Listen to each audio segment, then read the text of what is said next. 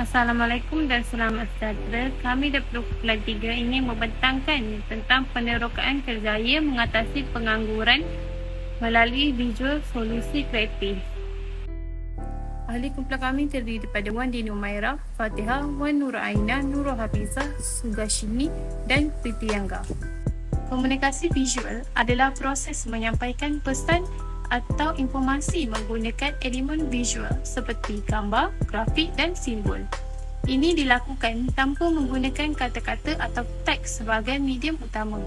Tujuannya untuk menyampaikan pesan dengan jelas dan efektif kepada target audiens. Komunikasi visual melibatkan desain grafis, grafik dan ilustrasi, tipografi, media visual, penjenamaan, psikologi warna, komunikasi non-verbal, reka bentuk UI atau UX dan analisis visual.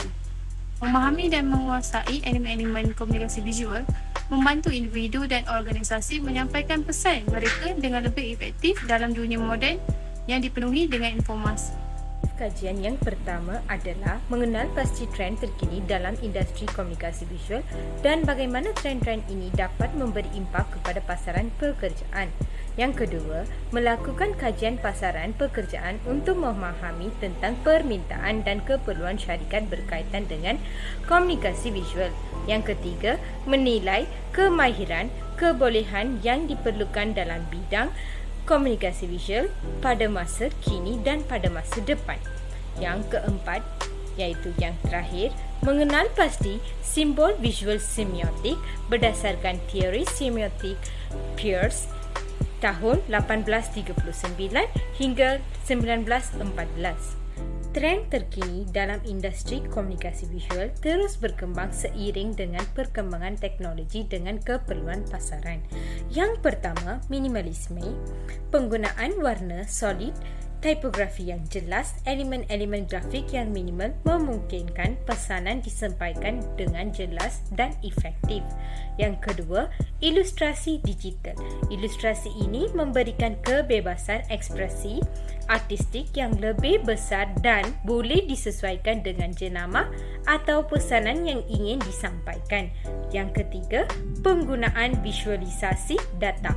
Visualisasi data digunakan secara meluas untuk menyampaikan maklumat kompleks dengan jelas dan mudah difahami, serta grafik, carta dan infografik digunakan untuk menggambarkan data dan statistik dengan cara yang lebih menarik dan informatif.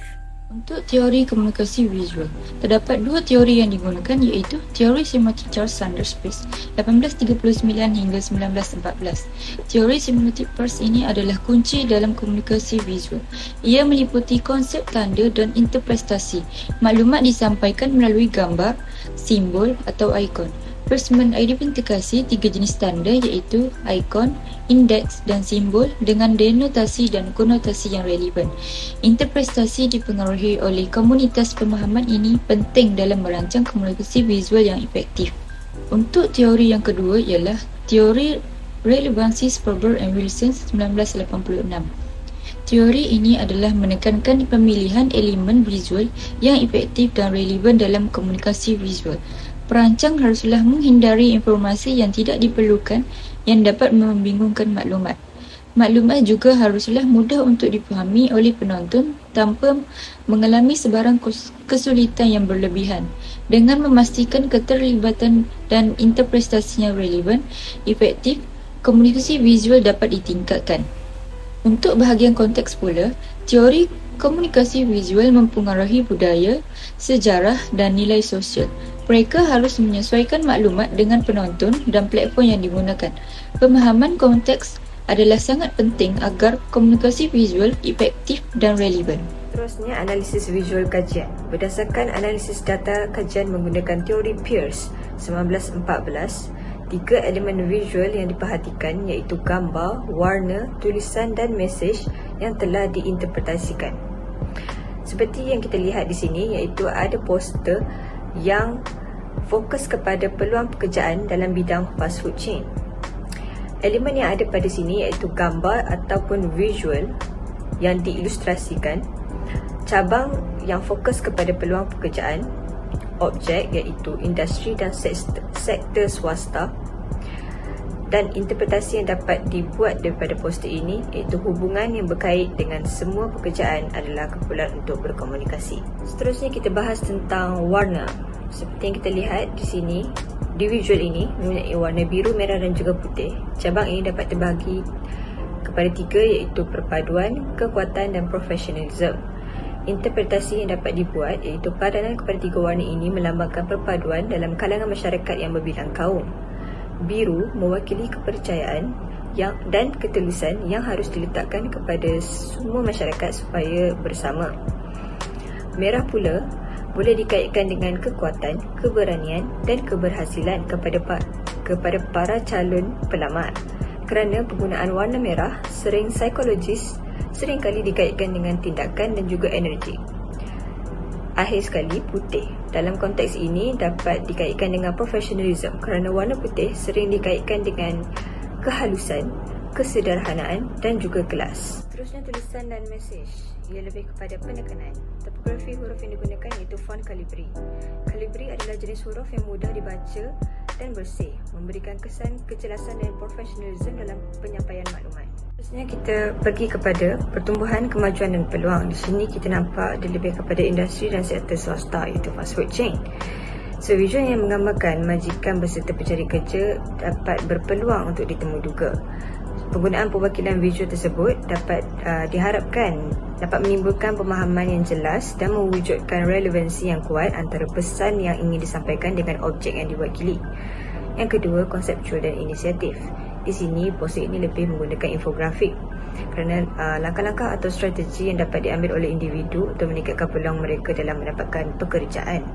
Pengamat akan menginterpretasikan arah grafik, panah atau ikon untuk mendapatkan makna tentang langkah-langkah yang dapat diambil atau trend yang diindikasikan.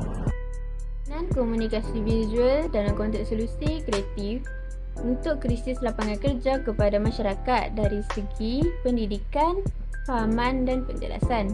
Yang pertama, pendidikan. Komunikasi visual penting untuk memberi pendidikan tentang kemahiran dan peluang pekerjaan. Masyarakat dapat lebih mudah memahami jenis kemahiran yang diperlukan oleh pasaran kerja melalui infografik dan video pendek yang menarik. Video pendek dapat menunjukkan bagaimana kemahiran tersebut digunakan di tempat kerja, manakala infografik boleh menunjukkan data statistik tentang trend pekerjaan atau keperluan tentang kemahiran tertentu. Yang kedua ialah pemahaman. Konsep yang kompleks berkaitan dengan krisis lapangan kerja boleh dijelaskan dengan lebih mudah melalui komunikasi visual.